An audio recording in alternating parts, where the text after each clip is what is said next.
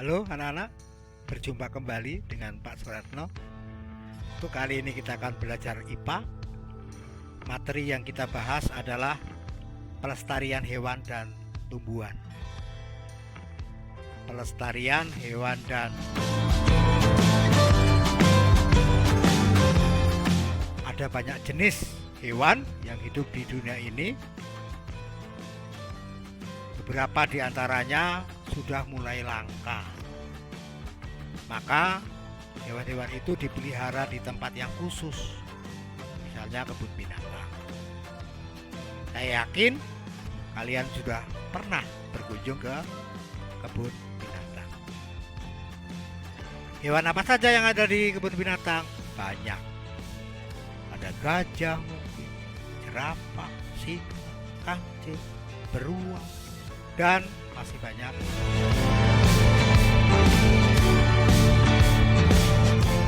Hewan-hewan itu dipelihara agar tetap.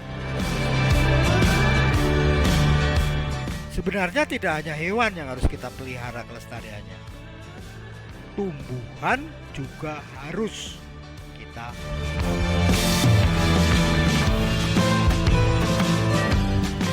Penyebab kepunahan hewan dan yang pertama, perburuan liar, perdagangan liar, pembalakan liar, kebakaran hutan, pembangunan permukiman.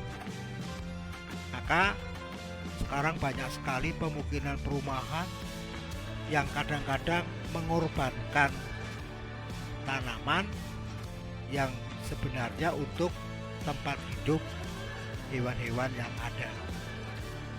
Namun karena urusan yang lain dikorbankan, sehingga sekarang di mana-mana bermunculan perumahan, pemukiman warga, banyak sekali.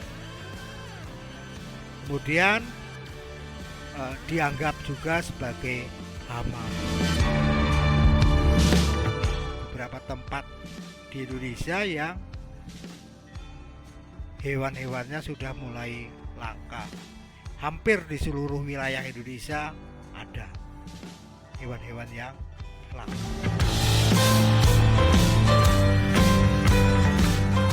Usaha pencegahannya, usaha pencegahan kepunahan hewan dan tumbuhan. Yang pertama, pelestarian in situ. Pelestarian in situ itu in situ sebuah pelestarian hewan dan tumbuhan yang dilakukan pada habitat aslinya, seperti suaka alam, ada cagar alam, ada suaka margasatwa.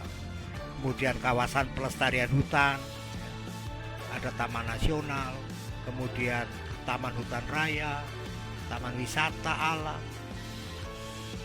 dan pelestarian ex situ. Pelestarian ex situ, sebuah pelestarian hewan dan tumbuhan dilakukan di luar habitat aslinya, seperti rehabilitasi, penangkaran hewan dan tumbuhan, budidaya. Pelestarian hewan. Makhluk hidup memerlukan tempat tinggal untuk hidup dan untuk berkembang biak. Tempat tinggal sebuah makhluk hidup kita namakan habitat. Seperti habitat hutan, habitat sawah, habitat ladang, dan lain-lain. Hutan juga harus kita jaga agar hewan dan tumbuhan yang tinggal di dalamnya dapat melangsungkan hidupnya. Keberadaan hewan dan tumbuhan harus kita jaga, harus kita lestarikan. Supaya apa? Yang pertama adalah supaya tidak punah, karena dapat dimanfaatkan oleh manusia sebagai bahan makanan.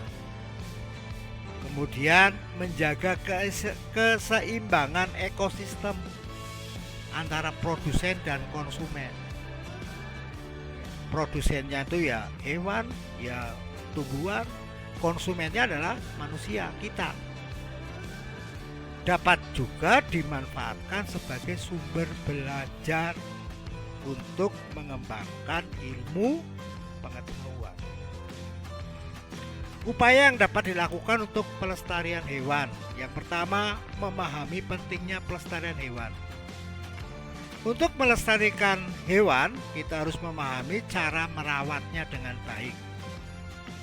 Contohnya, kita harus memperhatikan jenis makanannya, kemudian ukuran kandangnya, kebersihan kandangnya, serta jika merawat hewan harus memperhatikan jumlah populasinya hewan tersebut.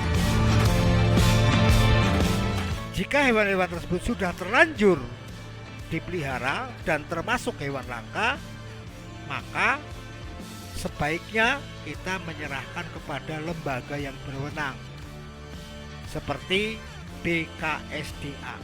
Apa itu? Balai Konservasi Sumber Daya Alam. Yang kedua, membuat tempat penangkaran hewan langka. Pembuatan penangkaran hewan bertujuan agar hewan yang langka itu dapat berkembang biak dengan baik dan aman. Penangkaran hewan yang dilakukan secara ex situ dan in situ. Ex situ itu artinya di luar habitat aslinya, seperti kebun raya, kebun binatang, taman safari.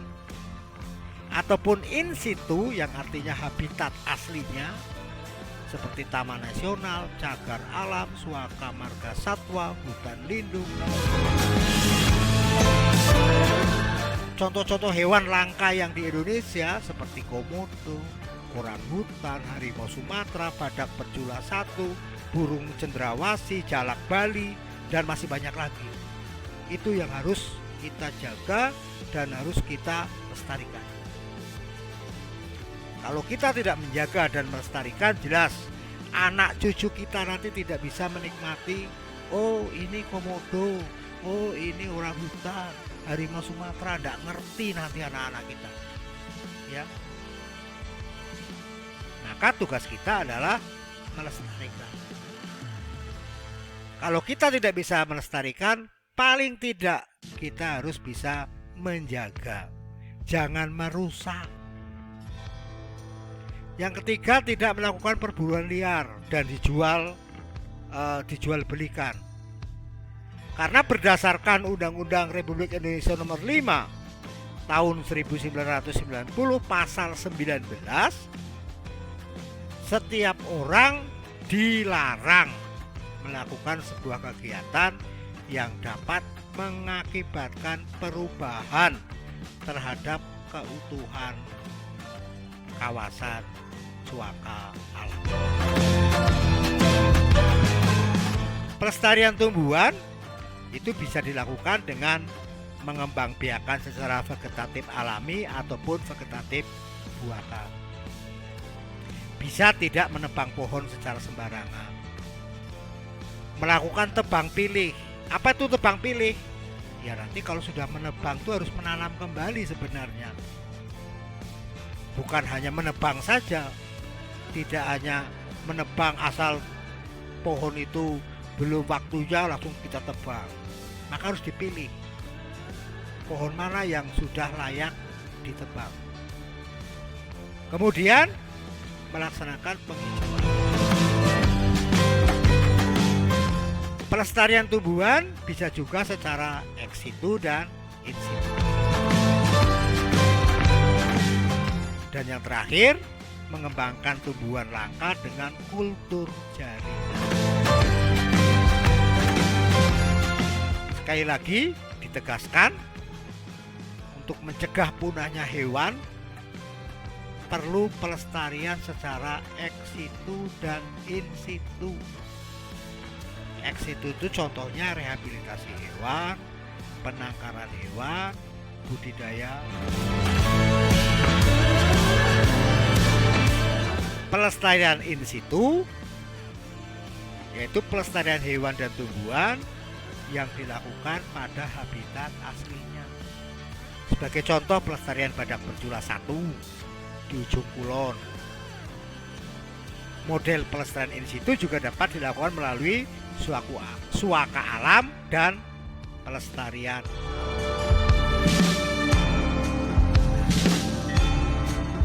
Suaka alam adalah kawasan hutan yang mempunyai fungsi utama sebagai pengawetan keanekaragaman tumbuhan dan hewan serta ekosistemnya. Suaka alam berfungsi juga sebagai wilayah penyangga kehidupan. Kawasan suaka alam berupa cagar alam dan suaka marga satwa. Cagar alam itu daerah yang kelestarian tumbuhan dan hewannya sudah dilindungi undang-undang dari bahaya kepunahan, seperti yang tahun 1990 tadi. Contoh cagar alam ya. Cagar alam Pulau 2 di Jawa Barat itu melindungi berbagai jenis burung laut. Cagar alam Gunung Gede di Bogor melindungi kijang dan rusa. Cagar alam Rafflesia di Bengkulu melindungi bunga Rafflesia. Cagar alam Cibodas di Cianjur melindungi cadangan air dan hutan di daerah basah. Karena daerah Cianjur termasuk wilayah yang curah hujannya sangat tinggi. Suaka marga satwa adalah cagar alam yang secara khusus digunakan untuk melindungi hewan yang hidup di dalamnya. Contohnya, suaka marga satwa Pulau Rambut di Teluk Jakarta. Itu bisa untuk melindungi berbagai jenis burung seperti burung perenjak, ketilang, kepodang, jalang, perkutut, dan lain-lain. Suaka marga satwa Baluran di Jawa Timur untuk melindungi hewan badak, banteng, kerbau liar, kera, lutung, babi hutan, burung merak, dan lain-lain. Suaka marga satwa Pulau Komodo di NTT yang utamanya melindungi komodo. Kemudian ayam hutan, kerbau liar, babi hutan, rusa, dan lain-lain. Suaka marga satwa Kutai di Kalimantan Timur melindungi babi hutan, banteng, orang hutan, dan rusa. Suaka marga satwa perairan Sungai Mahakam Kalimantan Timur melindungi ikan pesut. Ini contohnya ikan pesut. Ini contohnya orang hutan. Binatang-binatang seperti ini sudah selayaknya harus kita jaga, harus kita lestarikan, harus kita lindungi.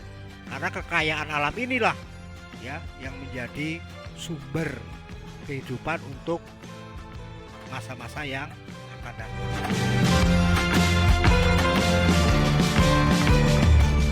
Kawasan pelestarian alam merupakan hutan dengan ciri khas tertentu. Contohnya pelestarian alam tuh ada taman nasional, ada taman hutan raya, ada taman wisata alam.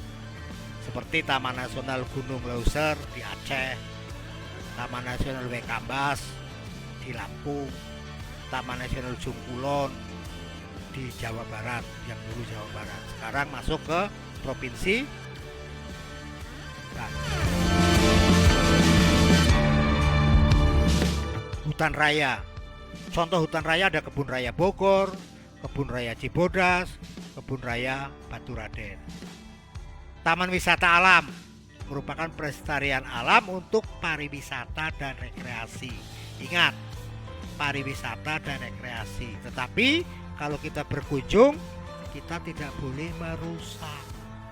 Kita hanya bisa menikmati keindahannya supaya tetap lestari. Contohnya Pulau Kembang di Kalimantan, Danau Tuwoti, Danau Metano, Danau Lembu, serta Pulau Menipo di Nusantara. Terima kasih. Hanya itu yang bisa Bapak sampaikan.